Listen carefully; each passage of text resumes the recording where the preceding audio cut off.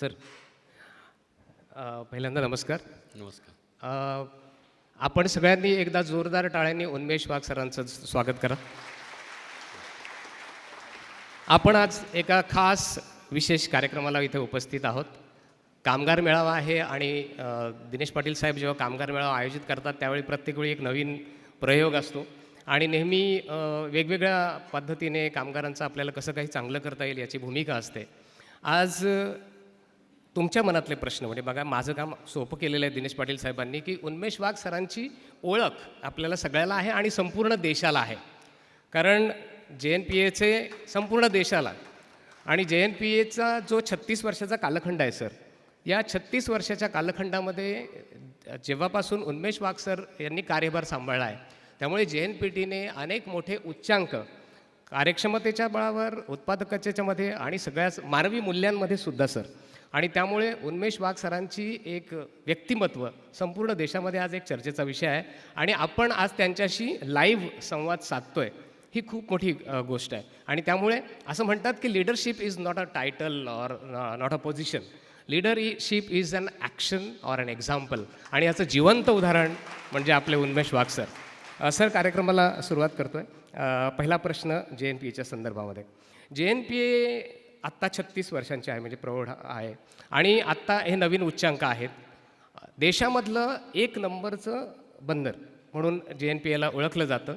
तर मला JNPAची सध्याची परिस्थिती, JNPTने केलेले आत्ताचे उच्चांक आणि JNPTचा भारतीय अर्थव्यवस्थेमधला हातभार, आणि असं म्हणतात की JNPT हे भारताचं हृदयच आहे अर्थव्यवस्थेचं, तर हे आपण कसं करता, कसं साध्य केलं आहे, हे आपल्या सगळ्या कामगार वर्गांना ऐकायला आवडेल. आपल्या सगळ्यांना माझा मनपूर्वक नमस्कार. आज मी चौथ्यांदा या कामगार मेळाव्याला आलो आहे. प्रश्नाचं उत्तर द्यायच्या आधी मी 1-2 मिनटं आपले घेतो. दिनेश पाटील इथे 36 वर्षापासून आहे. आपल्यापैकी बरेच लोक असतील. 1984ला या पोर्टची निर्मितीची प्रक्रिया सुरू झाली आणि त्यावेळेस प्रचंड विरोधानंतर सहकार्य आणि त्याच्यातून हा पोर्ट बनला. त्यावेळेस जे काही आश्वासनं दिले गेले असतील सगळ्या शेतकऱ्यांना, इथल्या स्थानिक लोकांना, तो काळ आपल्याकडे फारशी सुबत्ता नव्हती असा काळ होता. परंतु 2020 किंबहुना 2014 नंतर, 2010 नंतर JNPAची आर्थिक स्थिती सुधारायला लागली आणि 2020 ते 25मध्ये ती झपाट्याने सुधारली. त्यामुळे जे काही आश्वासनं राहिली होती, लोकांना दिलेली, इथल्या स्थानिकांना दिलेली आणि इथल्या गावांना दिलेली, ही पूर्णपणे संपवायची आणि सगळ्या आश्वासनांची पूर्तता करायची असा संकल्प जेव्हा मी जॉईन झालो तेव्हाच मी सोडला होता. आणि मला अतिशय आनंद होतोय की हनुमान कोळीवाड्याचा एक प्रश्न सोडला, जेवढे काही स्थानिकांचे प्रश्न होते ते संपूर्णपणे सोडवण्यात आपल्या सगळ्यांच्या सहकार्याने मला आणि माझ्या विभाग प्रमुखांना यश आलं आहे. क्या बात. ह्या बंदरावर स्थानिक जनतेचा पहिला हक्क आहे, त्यानंतर मुंबईचा, महाराष्ट्राचा आणि भारताचा हक्क आहे.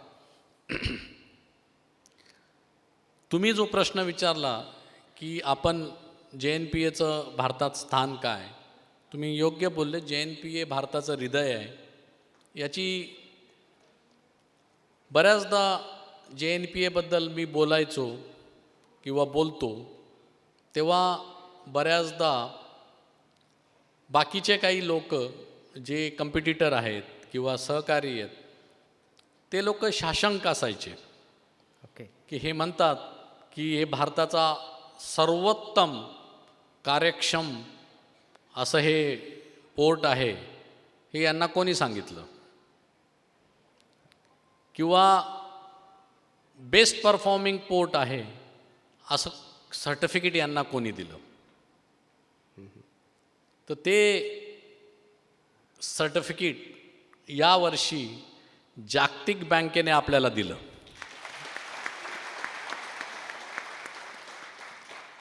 या वर्षाच्या कंटेनर पोर्ट परफॉर्मन्स इंडेक्स ही जागतिक बँक घोषणा करते. त्या बँकेने जगातल्या सगळ्या पोर्टचा अभ्यास करून आपल्याला 97 मागच्या वर्षी रँक होता, त्याच्यावरून आपल्याला 23 रँक हा जगात दिला.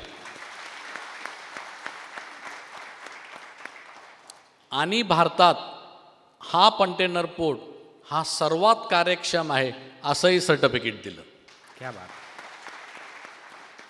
त्याच्यामुळे या दोन गोष्टी तर सिद्ध झाल्या की जागतिक याच्यात आपण 23 आहोत, भारतात आपण 1 नंबर आहोत. आणि यावर्षी कंटेनर पोर्ट म्हणून आपण भारतातलं पहिलं दशलक्ष पोर्ट म्हणजे 1 करोडचा टप्पा आपण पूर्ण केला कॅपॅसिटीचा. आणि भारताचं सगळ्यात मोठं कंटेनर म्हणून सुद्धा आपण आता पहिला क्रमांक पटकावला. मुंबई बंदरामुळेच महाराष्ट्राचा आणि पर्यायाने आपल्या देशाचा विकास झाला. 89 नंतर जागतिकीकरणकडे आपला ओढा झाला आणि त्यानंतर JNPA आलं आणि महाराष्ट्राचा आर्थिक राजधानी म्हणून, आर्थिक ताकद म्हणून जो आपलं स्थान आहे ते JNPAमुळेच अबाधित राहिलं. आणि मागच्या 36 वर्ष हे काम JNPAने केलं. आणि पुढील 100 वर्ष महाराष्ट्राचं ते स्थान अबाधित ठेवण्याचं काम JNPA आणि वाढवण करेल. वा, क्या बात आहे सर. सरांच्या उत्तरातून आपल्याला जाणवलं असेल की ही किती मोठी कामगिरी आपण केलेली आहे JNPAच्या माध्यमातून सर. आता दुसरा प्रश्न मी सरांना ज्या प्रश्नाकडे नेतो आहे की त्यामुळेच त्यांचं नाव आता जरा जास्त चर्चेत आहे, ते म्हणजे वाढवण बंदर. आणि वाढवण बंदरबद्दल आम्हालाही औत्सुक्य आहे, कारण आम्ही तिकडे काही जास्त माहिती नाही, परंतु आपल्या माध्यमातून आम्हाला जाणून घ्यायला आवडेल की वाढवण बंदराची व्याप्ती किती आहे, वाढवण बंदरामध्ये गव्हर्नमेंटची इन्व्हेस्टमेंट किती आहे, ते किती मोठं पोर्ट होणार आहे, त्याच्यावर किती रोजगार येणार आहेत. आणि सुरुवातीला स्थानिकांचा किंवा काही विरोध होता आणि तो विरोध सगळा आपण आपल्या कार्यशैलीने, आपल्या नेतृत्व शैलीने संपुष्टात आणून वाढवण बंदर वाढवणं आपल्याला कसं शक्य झालं आहे? वाढवण, जसं मी आत्ता बोललो की जेव्हा मुंबई पोर्ट भरून गेला, त्याची क्षमता संपली, जहाजांची खोली वाढली, त्यांचा ड्राफ्ट वाढला, मुंबई त्याला पूर्ण पुरत नव्हता, 10 मीटरच्या पेक्षा कमी ड्राफ्ट असल्यामुळे, म्हणून JNPAची निर्मिती झाली. स्थानिक त्या काळात विरोध, नंतर सहकार्य, याच्यातून हा एक मोठा प्रकल्प उभा राहिला. आज भारतातलं पहिलं बंदर बनलं. परंतु आपल्या JNPA पोर्टला पण मर्यादा आहेत. आपली क्षमता 10.4 मिलियन TEUs, 10 लक्ष कंटेनर, याच्यापेक्षा जास्त थोडीशी टेक्नॉलॉजीने जाऊ शकते, कारण की आता आपल्याकडे वॉटरफ्रंट नाही. आणि नवी मुंबईचा विस्तार ज्या पद्धतीने होते, आपण पण आता सिटी पोर्ट झालो आहे. त्याच्यामुळे भविष्याची गरज जर भागवायची असेल तर आपल्याला 18 मीटरपेक्षा खोलीचं, जिथे 24,000 TEUचं वेसल येऊ शकतं, आणि मुंबईच्या उत्तरेकडे असं एका बंदराची गरज होती. त्याच्यामुळे वाढवण बंदराची निर्मितीचा आपण प्रयोग हाती घेतला आणि आता वाढवण बंदराचं कामही सुरू झालं आहे. आपल्याला JNPA माहीत आहे, त्याच्यामुळे मी एवढंच सांगू शकतो की JNPAच्या 3 पट असं हे वाढवण बंदर असणार आहे. माय गॉड. आणि जवळजवळ 76,220 करोड एवढी याची लागत आहे. याची जसं मुंबई पोर्टने JNPAचं पालकत्व घेतलं आणि आता मुंबई पोर्टपेक्षा JNPA मोठं झालं, जसा मुलगा कमवायला लागल्यानंतर वडील रिटायर होतात त्या टाईपने, तसंच JNPAच्या बाबतीत घडणार नाही. JNPAचा मुलगा म्हणून जरी वाढवण राहिला आणि JNPAपेक्षा जास्त जरी कमवलं तरी JNPA हे कायम मोठ्या प्रमाणात इन्कम करतच राहणार आहे. वा. आणि स्थानिक विरोधाची जी गोष्ट केली त्याच्यामध्ये 3-4 स्थानिकांचे मुद्दे होते. जेव्हा मी 2020ला जॉईन झालो तर त्याच्यात जेव्हा वाढवणचा जो आराखडा होता तो समुद्राच्या किनाऱ्याजवळ होता, त्याच्यामुळे वाढवण बंदराचं थोडंसं विस्थापन होणार होतं. काही मँग्रोव्ज कांदळवन तोडावं लागणार होतं. शंखोदर म्हणून तिथे जागा आहे जिथे लोकांचं समज आहे अक्षय तृतीयाला ते फक्त ओटी असते तेव्हा ते दिसतं की प्रभू रामचंद्राने दशरथाचं पिंडदान, आपल्या वडिलांचं पिंडदान तिथे केलं होतं. ती अशी एक शंखोदर लोकांची श्रद्धेची जागा आहे, ती नष्ट होणार होती. चौथा, लोकांना भीती होती की बंदराची इकडे असल्यामुळे फ्लडिंग होईल आणि आपल्याला जी नाणारसारखी जी भीती होती की समजा तिथे रिफायनरी आल्या तर लोकल प्रदूषणला हे होईल. आम्ही ह्या सगळ्या गोष्टी लक्षात घेतल्या आणि संपूर्ण बंदर 7-8 किलोमीटर समुद्रात ढकललं. त्याच्यामुळे शंखोदर वाचलं, कांदळवनामध्ये एक झाडाची पण तोड होणार नाही ही खात्री झाली, कोणत्याही प्रकारचं डिस्प्लेसमेंट होणार नाही. एक एवढ्या मोठ्या बंदरासाठी JNPAसाठी तरी हनुमान कोळीवाडा आणि शेवाचं विस्थापन झालं, पण एवढ्या 3 पट बंदरासाठी एक गाव एक घराचं सुद्धा विस्थापन होणार नाही आहे. त्याच्यामुळे आणि फ्लडिंगची भीती नाहीशी झाली आणि आम्ही सांगितलं की आम्ही क्रूड आयातच करणार नाही, आम्ही त्याचं इन्व्हायरमेंट क्लिअरन्सच घेणार नाही, त्याच्यामुळे इथे कोणती रिफायनरी येणार नाही. ह्या सगळ्या गोष्टी केल्यामुळे सामान्य लोकांचं समाधान झालं. मोठ्या प्रमाणात आम्ही तिथे स्किलिंगचा कार्यक्रम घेतला आणि लोकांना विश्वास दिला. जवळजवळ 10,000 ते 15,000 लोकांना तिथून JNPA बघायला घेऊन आलो. त्यांना त्याचा JNPAचा विकास दाखवला.